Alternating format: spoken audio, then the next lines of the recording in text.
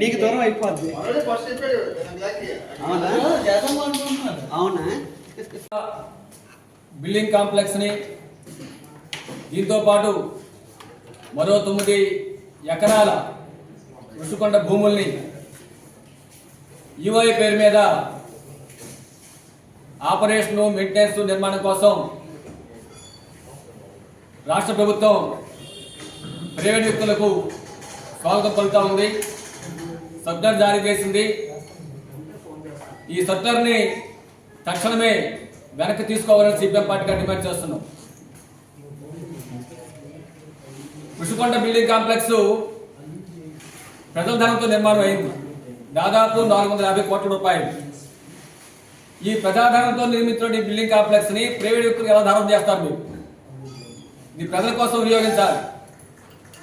ఉత్తరాంధ్ర విశాఖపట్నం అభివృద్ధి అవుతున్న ప్రాంతం ఇది. ఈ ప్రాంతంలో సైన్స్ పార్క్ ఏర్పాటు చేయాలని చెప్పినది ప్రధాన డిమాండ్గా ఉంది. పిల్లల విజ్ఞాన వినోదం కోసం ఉపయోగించాలని చెప్పి డిమాండ్ ఉంది. ప్రజల కోసం ఉపయోగించాలి.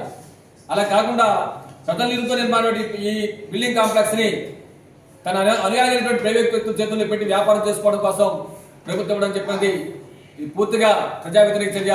ఇది వెంటనే వెనక్కి తీసుకోవాలని చెప్పి డిమాండ్ చేస్తున్నాం. రెండవది, బంగాళాఖాతంలో ఉన్నటువంటి ప్రాంతం విశాఖపట్నం. అనేక తుఫాన్లు విపత్తులు వస్తున్నాయి.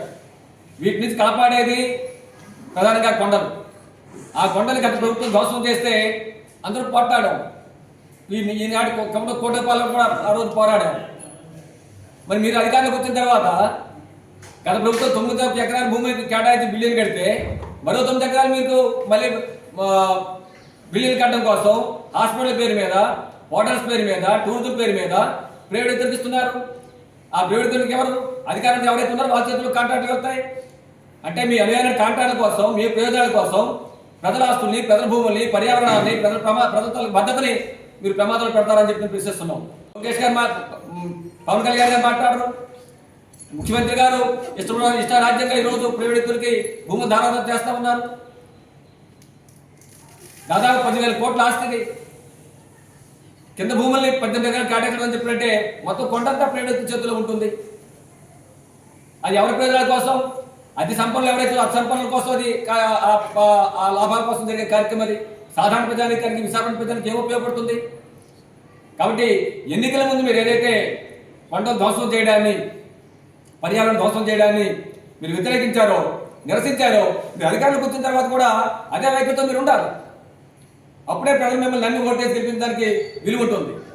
ఎన్నికల ముందు పర్యావరణం అని చెప్పని ప్రజలని మీరు మాట్లాడారు.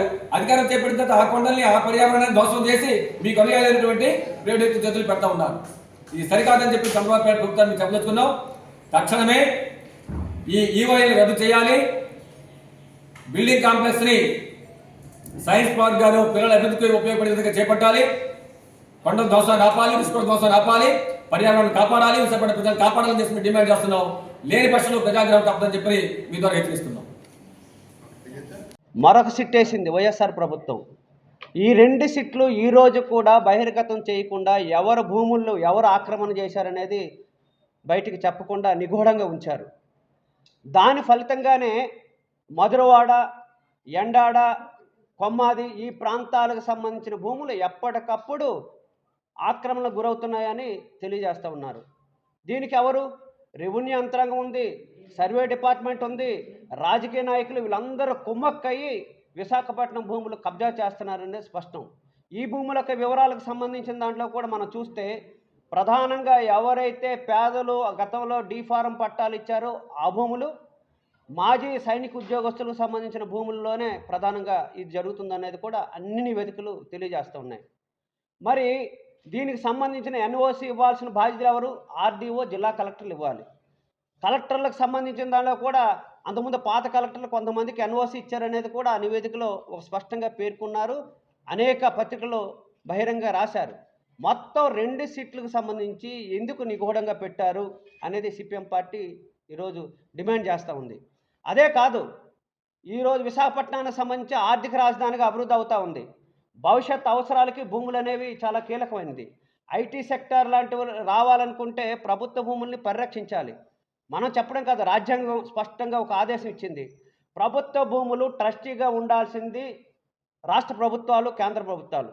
ట్రస్టీగా ఉండేవాళ్ళే ఎవరైతే ఎమ్మెల్యేలు ఉన్నారో, ఎవరైతే మినిస్టర్లు ఉన్నారో, ఎవరైతే ఎంపీలు ఉన్నారో వాళ్ళే భూ కబ్జాలు చేస్తూ ఉన్నారు. వాళ్ళకి సంబంధించిన దానిలో ప్రత్యేక జీవోలు తీసుకొస్తున్నారు, రెగ్యులరైజేషన్ చేస్తారు. దాదాపు 30 ఏళ్ళ నుండి, 40 ఏళ్ళ నుండి, 25 ఏళ్ళ నుండి ఇల్లు కట్టుకున్న వాళ్ళకి అనేక షరతులు పెడుతున్నారు. మీకు కరెంటు బిల్లు ఉందా లేదా, పన్ను వేశారా లేదా, ఈ ప్రాంతం ప్రభుత్వం గుర్తించిందా లేదని అడుగుతూ ఉన్నారు. కానీ ప్రభుత్వ భూములు ఆక్రమిస్తున్న వాళ్ళు మాత్రం రెగ్యులరైజ్ చేసే ఒక ప్రక్రియ చేపడుతున్నారు. అందులో భాగంగానే రుషికొండ ప్రాంతంలో కానీ, లేదు ఈరోజు గీతం యూనివర్సిటీ భూములకు సంబంధించిన విషయంలో కానీ అనేక అంశాలు ప్రభుత్వం వైఫల్యం అనేది స్పష్టంగా కనిపిస్తూ ఉంది. కాబట్టి విశాఖపట్నం భూములకు సంబంధించిన దానిలో ఒకవైపున అంతర్జాతీయ విమానాశ్రయం వస్తూ ఉంది, ఇంకో వైపున ఈ ప్రాంతం అభివృద్ధి జరుగుతుంది, భవిష్యత్తు ఉందని చెప్తున్నారు. మరి ఈ భూముల్ని పరిరక్షించేటప్పుడు ఎందుకు ప్రభుత్వ యంత్రాంగం నిర్లక్ష్య ధోరణితో ఉంది? మనందరూ తెలుసు, 2 ఏళ్ల క్రితం ఇక్కడే రూరల్ ఎంఆర్ఓ మీద భూ కబ్జాదారులు దాడి చేశారు, దాడి చేసి చంపేశారు. వాళ్ళకి సంబంధించిన దానిలో ఏం శిక్ష పడింది అనేది కూడా ఈ రోజుకి చెప్పలేదు. గతంలో ఆర్డీఓలుగా ఉండేవాళ్ళు, ఎంఆర్ఓలుగా ఉండేవాళ్ళు కొంతమందిని సస్పెన్షన్ చేశారు. సస్పెన్షన్ చేయడం కాదు, ప్రభుత్వ భూములకు సంబంధించిన దానిలో 1B కానీ అడంగల్ రికార్డులు కానీ అవి స్పష్టంగా ఉన్నాయా లేదా, 1,33,000 ఎకరాల భూములకు సంబంధించిన వివరాలన్నీ సక్రంగా ఉన్నాయా లేదనేది ఎప్పటికప్పుడు పర్యవేక్షణ చేయాలి. ఈ భూములకు సంబంధించిన దాంట్లో కూడా సక్రంగా వ్యవహరించట్లేదు అనేది, దీనికి సంబంధించిన దాంట్లో కూడా వివరాలు తీస్తే దాదాపు సీఎంఓ ఆఫీస్ నుండే ఈ భూములు కబ్జాలు జరుగుతున్నాయి అనేది ఈ పేపర్లో స్పష్టంగా పేర్కొనబడింది. ఎవరైతే ఆక్రమించారో మాజీ మినిస్టర్ గారు రాష్ట్రంలో ఉండే ఆ డిపార్ట్మెంట్కి వెళ్ళి రెగ్యులరైజ్ చేసుకోవడానికి వెళ్ళినప్పుడు ట్యాంపరింగ్ జరిగిందో, భూ రికార్డులు తారుమారు చేశారు, అధికారుల మీద ఖచ్చితంగా కఠిన శిక్ష వేయించాలి. అదే సందర్భంలో ప్రభుత్వ భూములు ఆక్రమించుకొని ఎవరైతే ఇష్టానుసారంగా వ్యవహారం చేస్తున్నారో వాళ్ళ మీద క్రిమినల్ చర్యలు చేపట్టాలి. మొత్తం విశాఖపట్నం భూములకు సంబంధించిన దానిలో సమగ్రమైన విచారణ జరిపి దోషులను కఠినంగా శిక్షించాలి. ప్రజల తరఫున ఈ ప్రభుత్వం ఉందా, లేదు కబ్జాదారుల తరఫున ప్రభుత్వం ఉందా అనేది మేము అడగదలుచుకున్నాం. కాబట్టి ఇప్పటికైనా రాష్ట్ర ప్రభుత్వం వెంటనే విశాఖపట్నం భూముల మీద కేంద్రీకరించి అది ట్రస్టీగా వ్యవహరించాలనేది సిపిఎం పార్టీకి డిమాండ్ చేస్తూ ఉన్నాం. సార్, రుషికొండలోని 10 ఎకరాల్లో భవనాలు పెడితేనే గుండు కొట్టేశారు అన్నారు. ఇప్పుడు మనం ఇంకో 9 ఎకరాలు ఇస్తే మరి అది కూడా మొత్తం అదే చెప్పాం కదా, ధ్వంసం అది. అంటే తర్లువాడలో ఇంకో కొండ ఇచ్చేశారు. విశాఖపట్నంలో కొండలన్నీ బోడి కొండలుగా మార్చేసి పర్యావరణాన్ని విధ్వంసం చేసే వ్యవహారం చేస్తున్నారు తప్ప కొండలు పరిరక్షించేగా లేదు. ఈ కొండలు అనేవి విశాఖపట్నానికి గుండెకాయ లాంటివి. అంతకుముందు మనందరూ తెలుసు, హుదూద్ తుఫాను వచ్చినప్పుడు పర్యావరణ శాస్త్రవేత్తలు స్పష్టంగా చెప్పారు, హుదూద్ తుఫాను వల్ల తక్కువ నష్టంతో ఈ నగరం ఉందంటే దానికి ప్రధాన కారణం కొండలు. ఆ కొండను పరిరక్షించాల్సింది పర్యావరణం, అలాగే ప్రభుత్వం అని స్పష్టంగా చెప్పున్నారు. అంతకుముందు చంద్రబాబు నాయుడు గారు రోజుకొక మాట అనేవాళ్ళు, బోడి కొండ కొట్టేస్తున్నారు, విధ్వంసం చేసేస్తున్నారని. ఇప్పుడు ఈ 7-8 కొండలు బోడి కొండలు చేసేశారు కదా, మరి దీనికి ఏం చెప్తారు సమాధానం? అంతకుముందు పవన్ కళ్యాణ్ గారు తను నచ్చినట్టు ఏం మాటలైతే ఆ మాట్లాడారు. ఇప్పుడు ఇన్ని కొండలు బోడి కొండలు కొట్టేసి పర్యావరణానికి ఇబ్బంది పెట్టారు. ఆయనే మినిస్టర్, మళ్ళీ ఆయన మినిస్టర్. వాస్తవంగా ఆ మినిస్టర్గా ఉండే ఆయన పర్యావరణాన్ని పరిరక్షించాల్సింది పోయి, పర్యావరణం ఏమైపోయినా పర్లేదు, విశాఖపట్నం ప్రజలు ఏమైపోయినా పర్వాలేదు, ఇక్కడున్న సహజ వనరులు ఏమైపోయినా పర్వాలేదు, మనకు మాత్రం 4 కాసులు వస్తే చాలు అనే పద్ధతిలో ఉన్నారు. ఇది సరైనది కాదు. ఇప్పటికైనా ఆలోచించాలి. విశాఖపట్నం అనేది విడిపోయిన ఆంధ్ర రాష్ట్రంలో ఆర్థిక రాజధానిగా ఉంది. ఈ ప్రాంతంలో అనేక ప్రకృతి సహజ సంపదని పరిరక్షించాల్సిన బాధ్యత రాష్ట్ర ప్రభుత్వం మీద ఉంది. అట్లా కాకుండా అదాని అడిగితే అదానికి, గూగులోడు అడిగితే గూగులోడు, ఎవరిని అడిగితే వాళ్ళకి ఇచ్చేసే కార్యక్రమం అంటే అత్త సొమ్ము అల్లుడు దానం చేసినట్టు ఈ రాష్ట్ర ప్రభుత్వం తనకు నచ్చినట్టు వ్యవహారం చేస్తుంది. ఇది సరైనది కాదనేది సిపిఎం పార్టీ మొదటి నుండి తెలియజేస్తూ ఉంది.